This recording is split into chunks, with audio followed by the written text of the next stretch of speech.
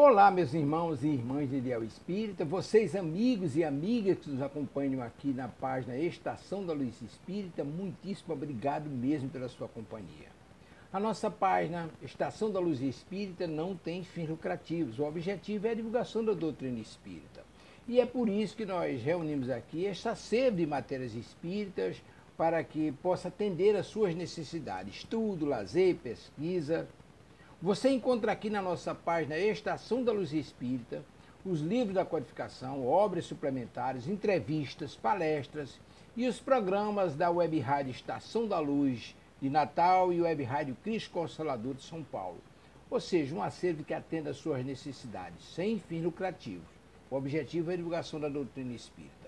E agora eu convido você para nos acompanhar na reprodução de mais esse trabalho imperdível. Muito obrigado mesmo pela sua companhia e vamos juntos!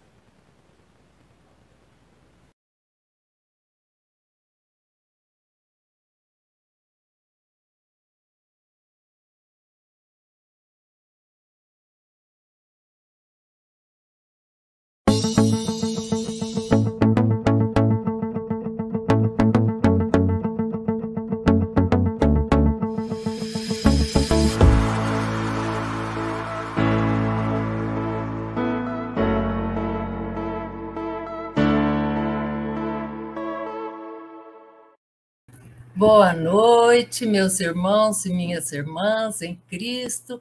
Sejamos todos muito bem-vindos a mais um programa Refletindo com Jesus. O programa de todos os domingos às 6 horas da noite, onde nós paramos meia horinha para nos encontrarmos, com as palavras do Mestre, e para dar aquele bom início de semana para todos nós, não é mesmo? Então, vamos começar a nossa leitura de hoje, que é retirada do livro Pão Nosso, e é o capítulo 120, que tem por título, esse livro Pão Nosso, ele foi ditado pelo espírito de Emmanuel e psicografado pelo nosso saudoso Chico Xavier. E ele tem por título Conciliação. E olha só, foi tirado do Evangelho de Mateus, capítulo 5, verso 25, que diz assim: concilia-te depressa com teu adversário, enquanto estás no caminho com ele, para que não aconteça que o adversário te entregue ao juiz e o juiz te entregue ao oficial de justiça e te encerrem na prisão. Meus irmãos, eu acho essa passagem uma das mais tocantes do Evangelho de Jesus. Quando Jesus diz que é para nós nos reconciliarmos enquanto estamos a caminho. O que quer dizer enquanto estamos a caminho? Enquanto estamos aqui na Terra. Porque depois que nós voltarmos para o mundo dos espíritos, fica mais difícil essa reconciliação. Ter que se reconciliar, nós vamos ter de qualquer maneira. Então, e reconciliar, cabe aqui dizer que não é preciso a gente pegar, dar 3 beijinhos, isso seria falsidade, hipocrisia. Mas reconciliar é não, se a pessoa está vindo na mesma calçada, a gente não atravessar a rua, fazer de conta que não viu. Reconciliar é a gente falar, quando é necessário falar com essa pessoa, tranquilamente. Reconciliar, se for preciso, se for uma coisa que nós erramos, que a gente peça desculpa. Se a outra pessoa não quiser, o problema é dela, mas não é mais nosso. Reconciliar é não querer mal, é não desejar mal àquela pessoa. Então, olha o que Emmanuel vai nos dizer. Muitas almas enobrecidas, após receberem a exortação desta passagem, sofrem intimamente por esbarrarem com a dureza do adversário de ontem, inacessível a qualquer conciliação. A advertência do mestre, no entanto, é fundamentalmente consoladora para a consciência individual. Assevera a palavra do Senhor. Concilia-te, o que equivale a dizer, faze a tua parte. Jesus não nos pede o impossível, meus irmãos. Assevera a palavra do Senhor, faze a tua parte. Corrige o quanto for possível relativamente aos erros do passado. Movimenta-te no sentido de revelar, olha só, a boa vontade perseverante, insiste na bondade e na compreensão. Isso que é reconciliar.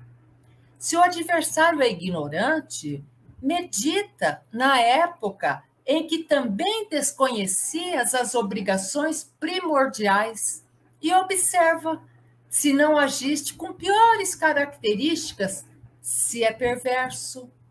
Categoriza-o, conta de doente, de dementado em vias de cura, porque às vezes a pessoa que nos ofende é uma pessoa que está adoecida das emoções.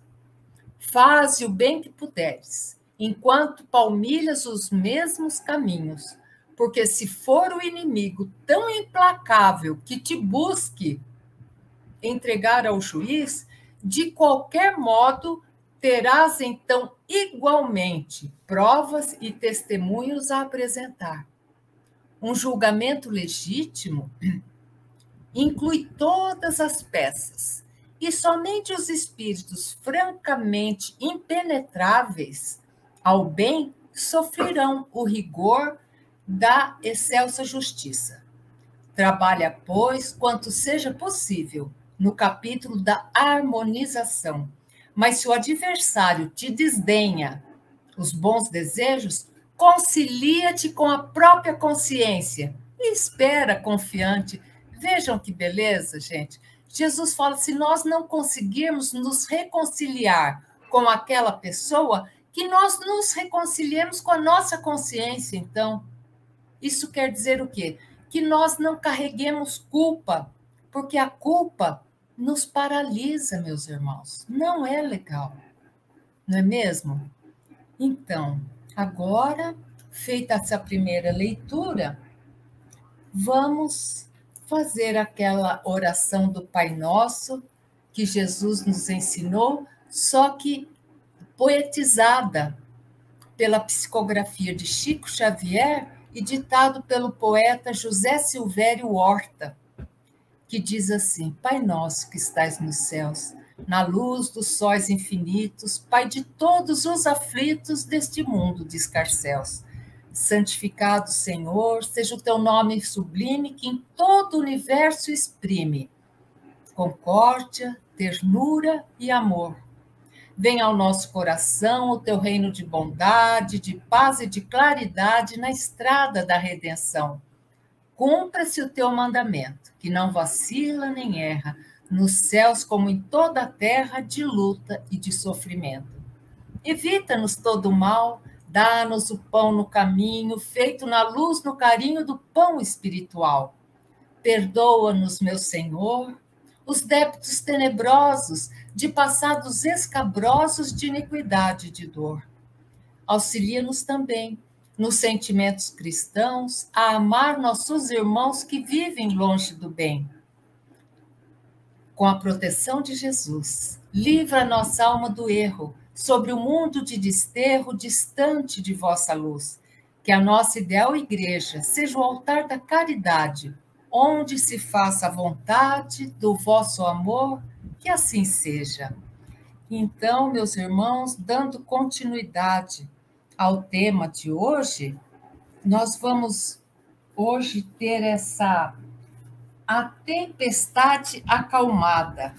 É uma lição essa muito recorrida dos evangelhos de Jesus e que nós vamos ver pela letra de Caibar Schutel. Então, olha só, essa tempestade, gente, é aquela que está lá no Evangelho de Mateus, capítulo 8, versículos 23 a 27. E olha que diz assim: E entrando Jesus na barca, seus discípulos acompanharam-no, e eis que se levantou no mar tão grande tempestade que as ondas cobriam a barca, mas Jesus dormia. Os discípulos, aproximando-se, acordaram e dizendo: Salva-nos, Senhor, que perecemos. Ele lhes disse: Por que temeis, homens de pouca fé? Então, erguendo-se, repreendeu os ventos e o mar, e fez-se grande bonança. E todos se maravilharam, dizendo: Que homem é este, que até o mar e os ventos lhe obedecem? Então, vamos entender, porque Jesus, meus irmãos, ele falou que ele não veio para derrogar a lei do Pai, de Deus. Ele não veio para destruir a lei, ele veio para dar cumprimento. Então, Jesus não poderia fazer nada que não fosse natural. Então, vamos entender como que aconteceu essa tempestade acalmada? A autoridade de Jesus é verdadeiramente universal. Por quê, gente? Porque Jesus estava com Deus desde a época da criação deste planeta. Deste planeta. Então, por isso que a gente fala que Jesus é o governador em chefe do planeta Terra. Porque quando Deus pensava o planeta Terra, Jesus já estava com ele. E com os engenheiros siderais na formação de mais um planeta. Então, a autoridade de Jesus realmente é universal. O espírito superior que preside os destinos do nosso planeta conhece a natureza de Jesus, bem como a atmosfera que o circunscreve, assim como os espíritos que atuam nos elementos do mar, nos elementos do vento, porque nós sabemos, meus irmãos, que tem espíritos que são os espíritos responsáveis pelos mares, responsáveis pelos ventos. Então, olha só, assim como os espíritos que atuam nos elementos, é sabedor, portanto, de que todos os fenômenos sísmicos e atmosféricos são dirigidos por seres inteligentes encarregados das manifestações da natureza. E aqui vocês podem perguntar: Regina, quer dizer que quando uma placa tectônica bate, se junta com a outra, que dá um terremoto, tem a participação dos espíritos? Tem, porque existem os espíritos cuidadores da natureza. Regina, mas por que vai deixar bater as placas tectônicas se esses espíritos sabem que vai acontecer um terremoto e vai morrer tanta gente? Não cai uma folha sequer de uma árvore que não esteja nos desígnios do Criador. Tudo o que nos acontece tem uma razão de ser. Então, olha só, o Mestre Jesus, contemplando o temporal que se desencadeara no Mar da Galileia, lembrando que o Mar da Galileia, na realidade, não é mar, é um lago de água doce, mas é um lago imenso. E nesse lago, os estudiosos falam que até hoje, dependendo do mês, da hora, no ano, dá uma ventania nesse lago que forma ondas mesmo muito grande.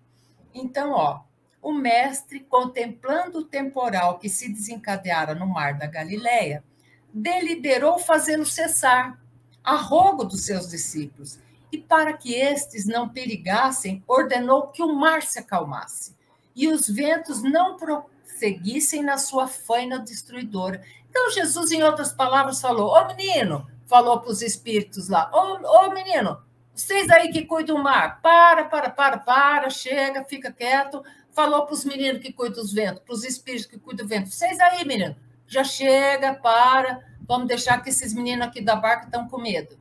Tipo assim Jesus fez. Então, está claro que Jesus não se dirigiu ao mar e aos ventos.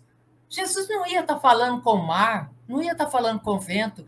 Ele falou com o espírito que estava por trás desse vento e desse mar agitado, pelos espíritos que agitavam a atmosfera e encapelavam as águas. Jesus determinou aos espíritos que parassem. o vento e o mar não poderiam compreender para obedecer às ordens do mestre. Compreende, gente? Se é uma ordem inteligente, essa ordem provém de uma inteligência.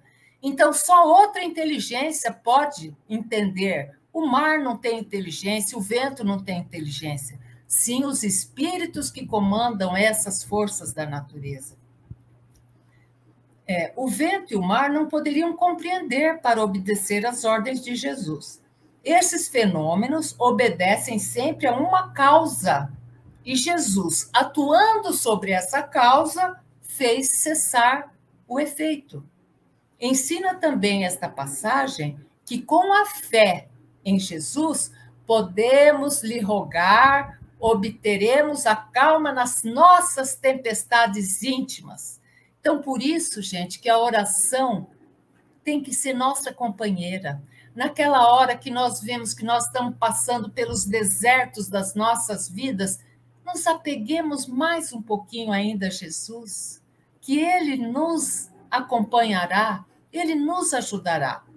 A nova revelação, o Novo Testamento, o ensino de amor de Jesus, com seus fatos maravilhosos, vem pôr-nos ao par de tantas coisas que a ignorância humana considerava milagres. Percebe, gente, que isso não foi milagre? Jesus apenas ordenou aos espíritos que estavam fazendo aquilo que parassem de fazer, mas que não são mais que produtos ou resultado da ação dos espíritos, que em redor de nós trabalham constantemente. Então, meus amigos, se Jesus ordenou aos espíritos, imaginem a qualidade desses espíritos que fazem com que o vento sopre muito forte, que transforme as ondas do mar. São espíritos muito poderosos. E Jesus falou: menino, pare aí, menino, pare, chega dessa brincadeira. Pronto. Imagina se Jesus não vai conseguir nos confortar as nossas dores, gente. É só nós termos fé. Primeiro a gente entrega. De Deus viemos, para Deus vamos. Então nós fazemos todos os dias a nossa entrega ao Criador. O que nós temos são empréstimos. Nós não temos a nossa casa. Nós temos a casa, mas sabemos que é um empréstimo. Nós não temos nossos filhos. Nós ganhamos esses filhos emprestados. Deus nos emprestou esses espíritos para que nós melhorássemos eles um pouquinho nessa atual. Mas são de Deus. No momento deles, voltam para Deus. Então, isso, meus irmãos, é para que nós aumentemos a nossa fé, para que nós tenhamos confiança na providência divina, que Jesus falou: batei e abrir-se-vos-á, pedi e recebereis. Mas lembra que Jesus exige de nós o primeiro passo. Jesus não fica distribuindo as coisas. O que Jesus falava para aquele cego que ele curava? Ele estava vendo que o cara estava cego lá, e o cego falava: Jesus, me cura, me cura. Jesus falava: o que queres que eu faça? O cego falava: mestre, eu sou cego, quero que me retorne a visão. Jesus falava: ah, tá bom. Curava o cego e falava assim: vai, a tua fé te curou. Não peques mais para que coisa pior não te aconteça. Então, Jesus exigia que a pessoa falasse o que... Porque, às vezes, a gente cai no engano de falar assim: eu não rezo porque Deus sabe tudo, e Deus sabe do que eu preciso. Não, nós precisamos falar sim. É um ato de humildade, falar: Jesus, me ajuda agora, está muito pesado. E a ajuda vem, gente. A ajuda sempre vem. Então, meus irmãos queridos, vamos terminar essa nossa meia horinha. Hoje começamos mais tarde um pouquinho, mas estamos terminando no horário certo e vamos fazer a linda prece de Cáritas, que diz assim: Deus nosso Pai, que sois poder e bondade, dai força àquele que passa pela provação. Dai luz àqueles que procuram a verdade. Ponde no coração do homem a compaixão e a caridade. Deus, dai ao viajor a estrela guia, ao aflito a consolação, ao doente o repouso. Pai, dai ao culpado o arrependimento, ao espírito a verdade, à criança o guia, ao órfão o pai. Senhor, que vossa bondade se estenda sobre tudo o que criastes. Piedade, Senhor, para aqueles que vos não conhecem, esperança para aqueles que sofrem, que a vossa bondade permita aos espíritos consoladores derramarem por toda parte a esperança e a fé. Deus, um raio, uma faísca do vosso amor pode abrasar a terra. Deixa-nos beber nas fontes dessa bondade fecunda e infinita, e todas as lágrimas secarão, todas as dores se acalmarão. Um só coração, um só pensamento subirá até vós como um grito de reconhecimento e de amor. Como Moisés sobre a montanha, nós vos esperamos com os braços abertos, ó bondade, ó perfeição, ó beleza, e queremos de alguma sorte merecer a vossa misericórdia. Deus, dai-nos a força de ajudar o progresso, a fim de subirmos até vós. Dai-nos a caridade pura, dai-nos a fé raciocinada, dai-nos a simplicidade que fará das nossas almas o espelho onde se deverá refletir a vossa mensagem. Que assim seja. Tenhamos todos, meus irmãos, uma semana muito iluminada. Até a próxima. Chegamos ao final da nossa atividade. Muitíssimo obrigado mesmo pela sua companhia e espero você no próximo evento.